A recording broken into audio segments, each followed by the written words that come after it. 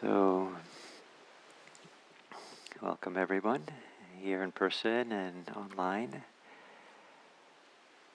I appreciate so much the chance to come together for this purpose that we have and to share the Dharma now. And with this pandemic we've had, it's been 2 years since I've taught the usual intro to meditation class. I would sometimes teach it 2 or 3 times a year. And maybe since it's been so long, I'd like to do a demonstration that I often do at the end of the intro class. Some of you have seen it, but I think it'll be done a little bit differently than usual. And it has to do with holding up a flower. And there is a kind of an important Zen story that the Zen tradition began when the Buddha held up a flower, and a particular monk, Mahakashyapa, smiled. And the Buddha saw the smile and then recognized him as a kind of a successor, a teacher. And he then passed the lineage on down through the centuries until it came to the modern world. And this little story is a little bit of a koan, some kind of, contemplative question for everyone. Why? What was it why did the Buddha just hold up a flower? And why did the monk smile? And why was his smiling so significant? Is it volume okay? Is it going in and out, or is it good? Okay. And so I can't exactly answer that, or maybe the talk is an answer to it. But I just appreciate so much that when we see this flower, maybe we see the suchness of the flower. The flower is being held up by itself. And so it's alone. It's just the flower. It's a nasturtium, and some of you might know. And it has a particular color and kind of number of petals, and it's just kind of allowed to be itself in the moment. So one way of talking about that is to call it the suchness of the flower. It just is itself. But I could, I can do something interesting with it, and that is I could hold up another flower. If you can see it, there's maybe it's so small, maybe you can't see it so well, but there's a little yellow flower next to the nasturtium. And now we can say something we couldn't say before. We can say the nasturtium is the big flower, and this little composite is the small flower. And now it's not just the suchness of the flower by itself. The suchness now exists in our minds in relationship to the other flower. I'm pretty confident that these flowers, if they looked at each other, are not looking at each other, are not thinking about each other, and are not comparing each other. And it doesn't occur to one that I'm the big one, and oh no, I'm the small one, or something. It just the suchness of the flower. So, but then we could do something an interesting thing again, is I could put down the small flower, and I can pick up this flower, a rose. And now something very interesting has happened. The small flower, what was big flower before, has now become the small flower. You bring up a big rose next to the nasturtium, and the nasturtium is a smaller flower. And that contrast, that comparison of these flowers, does not exist in the flower itself. It's a provisional, it's a interpretation, it's a provisional label that comes out of the comparative mind that sees one as being different than the other. So what was big now has become small. So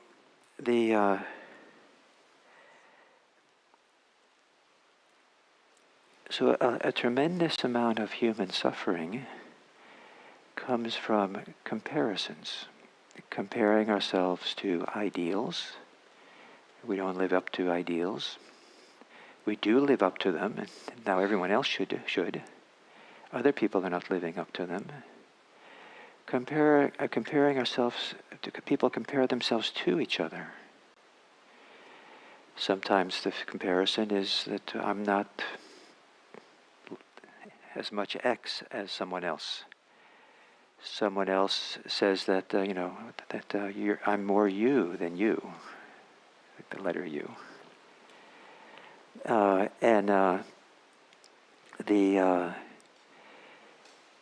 And then people, tremendous amount of suffering when those are projected on other people. That people are somehow wrong and bad because of something about them, because they're old. And people, there's ageism, and people who are older will often comment on how they're now ignored or not treated well, or sometimes they're treated, ways that they wish they weren't, because they're seen in some kind of category of being old and incapable, and people are treating them in a certain way. People, because of their size, there's comparison.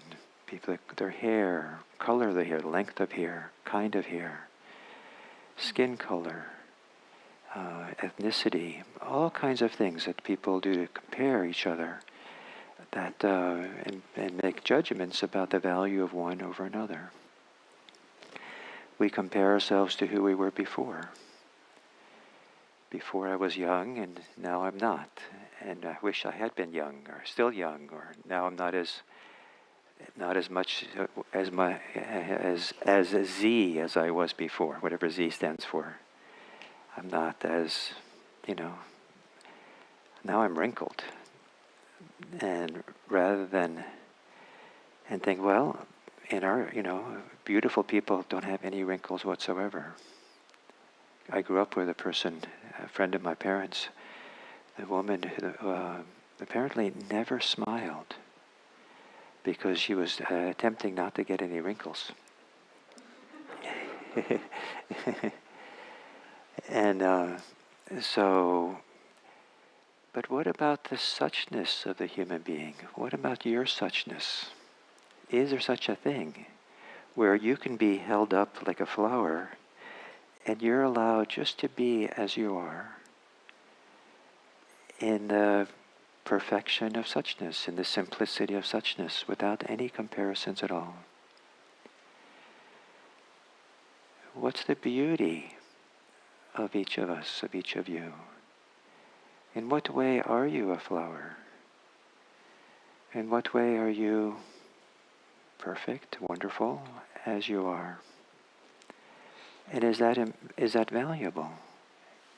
Is that somehow sentimental or Pollyannish or not really realistic? Because we should be comparing ourselves, or those comparisons are real, or they're not real, but they're imposed on me. The world around me is constantly making comparisons, and I'm not safe in the world because of what people are doing and their comparisons against me. And so, to emphasize the suchness of us, maybe that just allows the status quo to be there.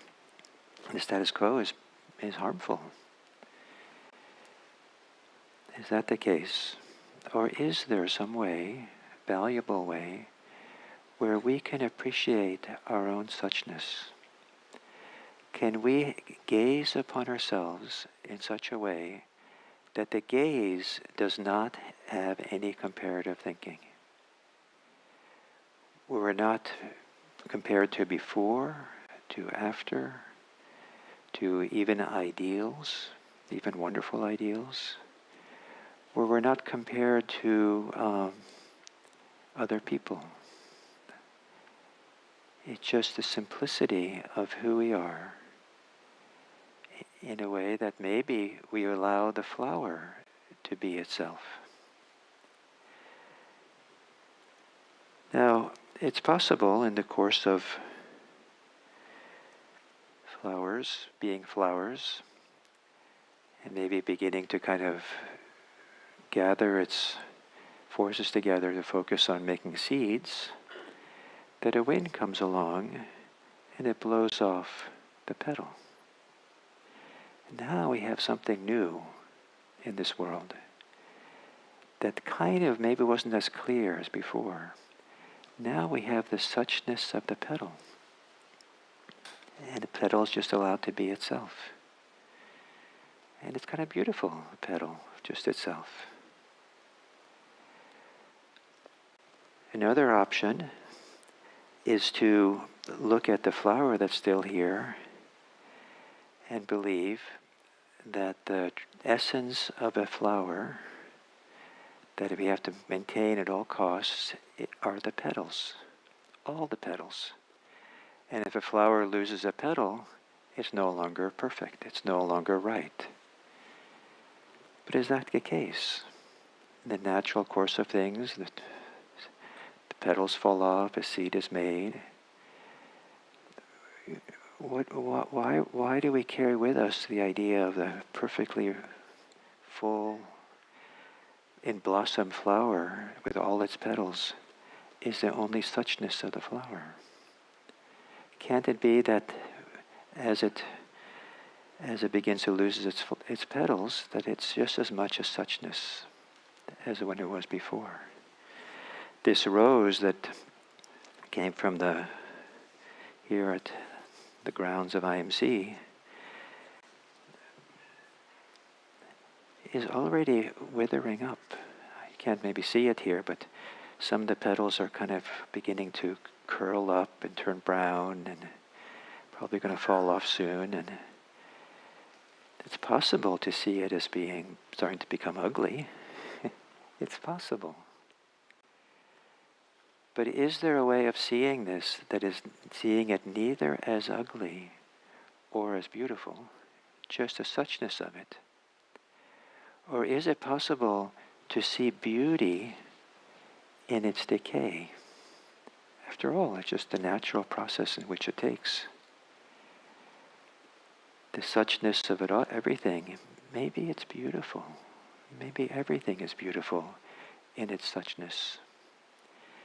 Maybe wrinkles are beautiful. I've seen people with exquisite face full of cobweb wrinkles. And literally, I thought, wow, that is beautiful. There's something special about it. And I've seen people with just a little bit of wrinkles. Wow, that's beautiful. And I've seen faces with no wrinkles. Wow, that's beautiful. Why not see it all as beautiful? Why do we have these judgments, these comparisons, these ideas? Now, if we take a flower, let's take another one. Let's take this one.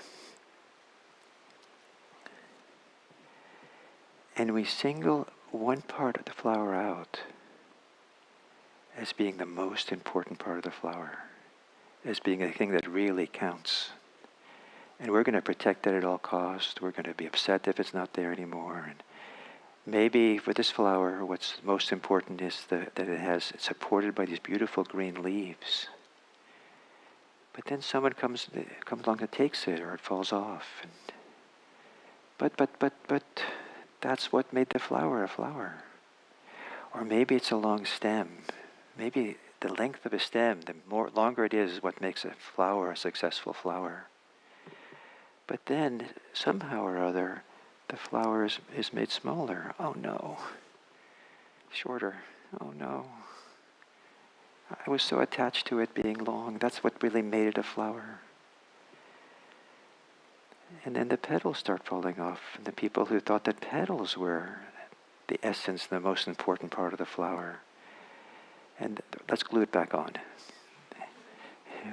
You know, they sell petals at the local craft store. And, you know, it's important to make the flower perfect, so let's go buy petals and glue them on when they're falling off. These are all kind of silly examples, but don't we do this to ourselves? Aren't we judging ourselves and selecting parts of ourselves out as being what's important and what needs to be held up and made to be the way it is? But aren't we innocent in doing this comparisons? Or in the sense, or maybe isn't it inevitable we do this when the world around us is doing it? The social world, the people, the advertisements, they're all doing it, and they're all holding up a certain way that's supposed to be the ideal and the right way. And then people behave that way. And people do judge each other. And if they're judging each other, they might judge me. And if they're judging me, then I don't feel safe. And so I better figure out the right length of hair that an acceptable person is supposed to have. I better figure out the right something and this and that. And people do make adjustments to themselves. And, I know people like myself have moved between cultures, and then there were different standards. And then you kind of figure out, like, how do I fit in here? And what is expected, and what clothes, and what ways of speaking, and what ways of being, and all kinds of things. And so, once we get involved in this complicated social world, it's sometimes difficult not to be pulled into this world of selecting parts out of the whole.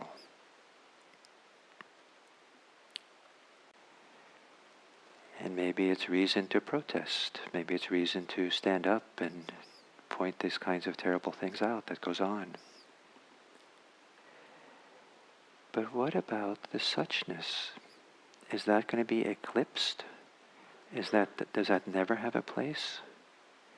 Is there a time and place where we can appreciate the suchness of ourselves, of the flower, of the situation, the suchness of a moment in time?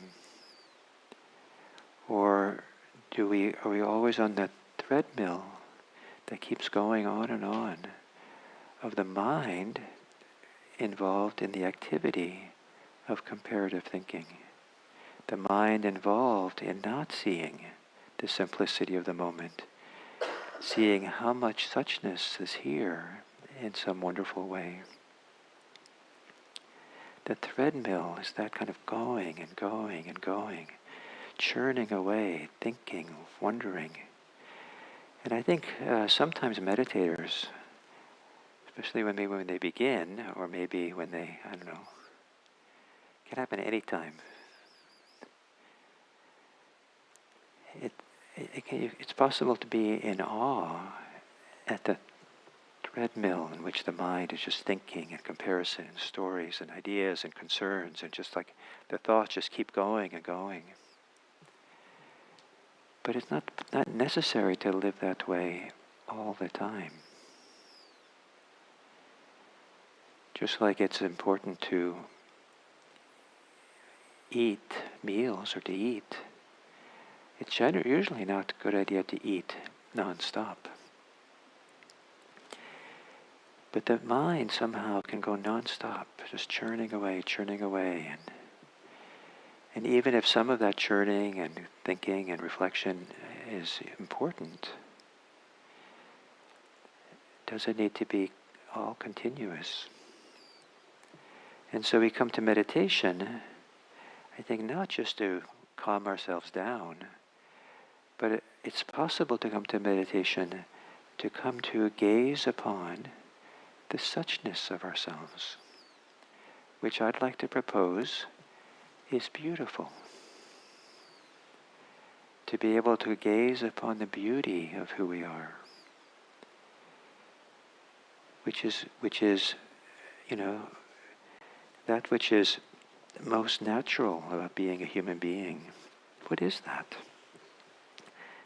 This rose which is decaying, turning brown, is in the suchness of it all. I would say I look upon it with a certain reverence and beauty as it ages and gets brown. Of course it will. Why does beauty only reside in the full kind of peak vitality of the rose. And one of the fascinating and important ways in which suchness can be seen is with a mind that is not caught up in unskillful states of mind. A mind that's not caught up in these comparisons that are driven by fear, ill will, greed, vanity, conceit, jealousy, that a whole spectrum of kind of ways in which we get caught in the mind that's tense and contracted and attached to something, that's selecting something out of the whole as being what's important, and some idea that it has to be a particular way. The mind that can see suchness is the mind that is not caught in all these mental states of attachment. And that is a beautiful mind. That's a mind that's as beautiful as looking out across here in California from the beach, the ocean view, looking out across the ocean and seeing the beauty of the ocean. Looking at Half Dome in Yosemite, or looking down into the Grand Canyon, or looking up into the night sky and seeing the constellations and stars. There are times when we look at the natural world and we're in awe and it's beautiful. But to look into our own mind, to look into our own being and be as marvel with that as much as we would at the universe, the world outside. To be able to see our mind as being, they should probably make it a protected national monument. Or maybe each of us that maybe that's where the next time the Park Service kind of makes a national park, it should be the suchness of everyone's minds. The mind that does not caught up in these concepts and comparative thinking. I mean, it's a phenomenally beautiful thing, this mind, this heart. And to see the world with that beautiful mind, that beautiful heart, allows us then to see the suchness of people, suchness of other people, their beauty as they are. We look at the rose that's decaying, and it's a beautiful rose. Maybe we want to bow down to the rose. It's so beautiful. We have a reverence and care. The ability to see the beauty, see the suchness of things. I've been to the bedside of someone who had died, and it was profoundly beautiful in the suchness of it. Is it okay to say that? Probably I'd be careful to say that if the relatives are all quite upset and grieving and or whatever. I might not say it then, but is there something about seeing everything in this life except those things that are driven by hatred, driven by greed, driven by delusion or attachment? Do they belong to the world of suchness? In some ways they do, but they are born from an inability to appreciate the suchness of life. They are born from a mind that doesn't see the beauty of itself. They're born from hearts that are withered and contracted and in pain. And so they don't have the ability to touch into or be resting in or be grounded in this beautiful quality of our life.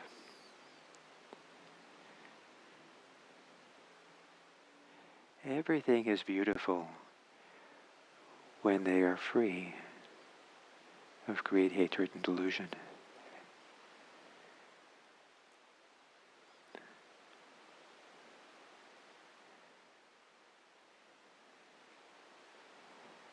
But a lot of it depends on how your mind is, the ability to see it.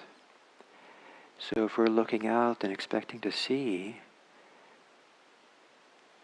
the beauty and suchness and appreciate that in the world, without somehow finding it in ourselves, it's probably not so stable or so accurate or something. So, so meditation, Buddhist meditation, is a way of coming into ourselves, to set ourselves free of our attachments, our clinging, not so that we just are, detached, but so that we can appreciate and see the beautiful suchness of this world where there's no clinging, no grasping, no hatred. And then we can start kind of being the suchness. There is a acting, living in the world from the suchness, with the suchness. What's that like?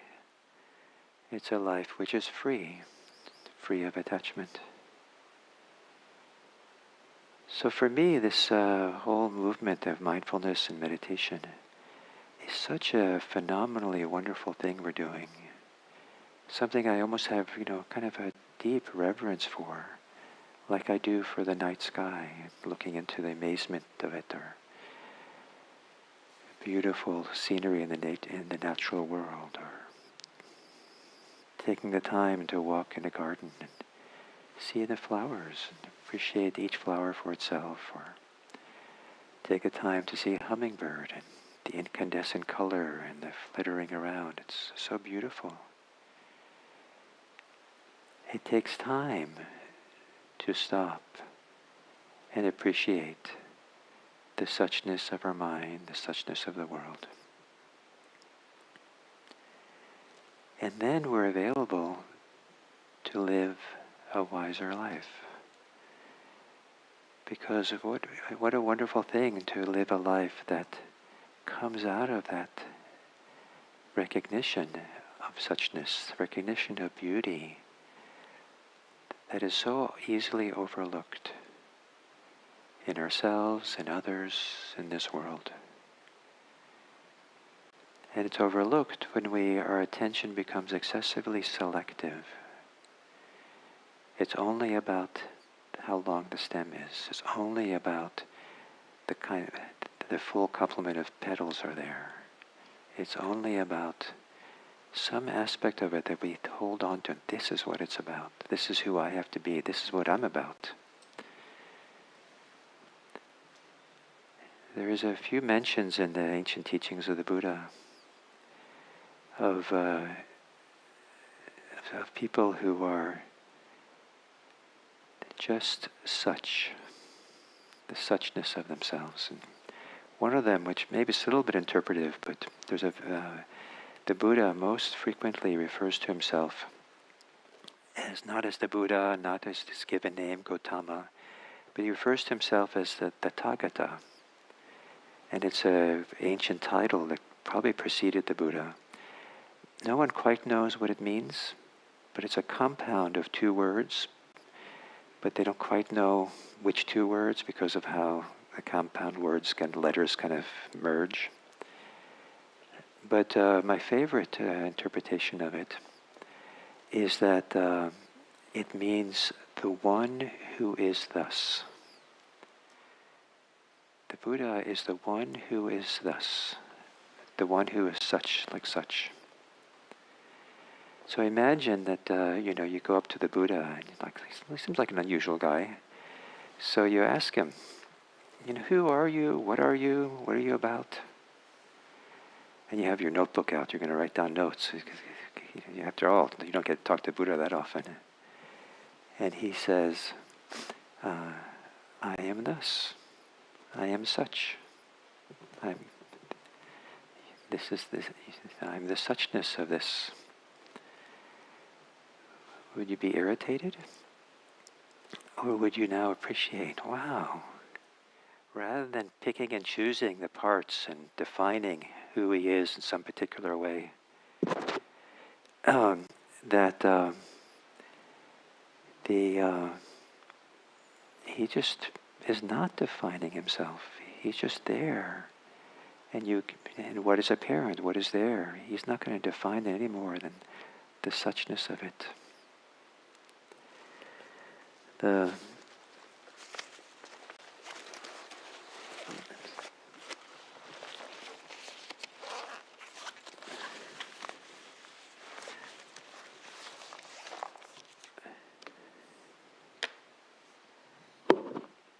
Here's a few quotes, verses. So if you see the selective process that doesn't see the suchness as one that has an opinion about things, a story about things, a view of how things are, then maybe you'll appreciate this poem. One who is attached argues over doctrines. How and with what does one argue with someone unattached? Embracing nothing, rejecting nothing, right here, a person has shaken off all views. So there's a time sitting in meditation where it makes a lot of sense to embrace nothing and reject nothing. If what we want to do is to see the fullness, the wholeness of the suchness of this moment.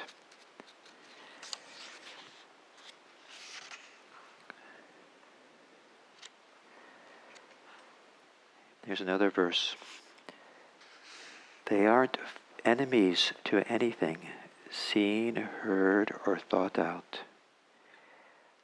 How in this world could one have assumptions about those who see in this way, whose conduct is open? So people who are not opposed to anything that they see or hear or anything that's thought out, any opinions, if they don't have that, how could you make assumptions about them? How can you define them?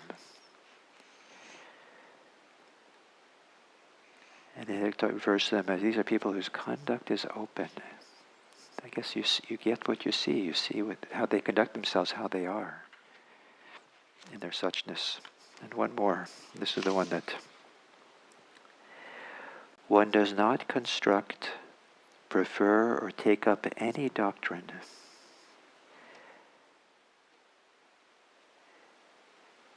A sage is not led by precepts or religious practices. Is someone who has gone beyond, who does not depend on beliefs. It is someone who is thus. Someone who is thus. So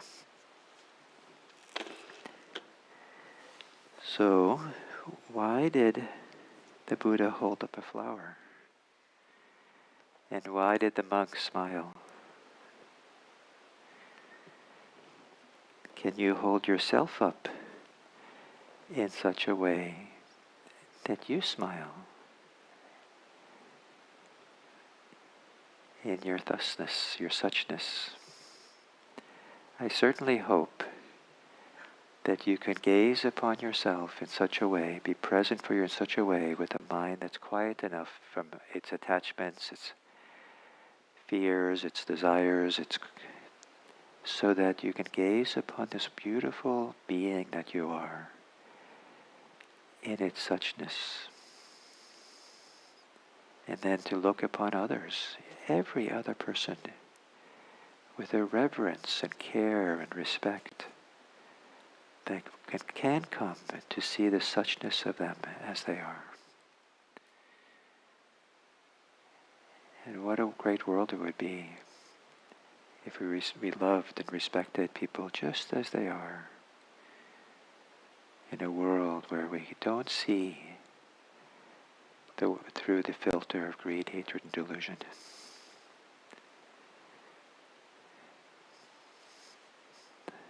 So thank you very much, my friends and flowers.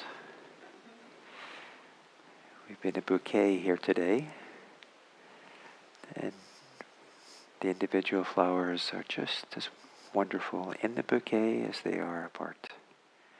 May you take your wonderfulness with you through the day. Thank you.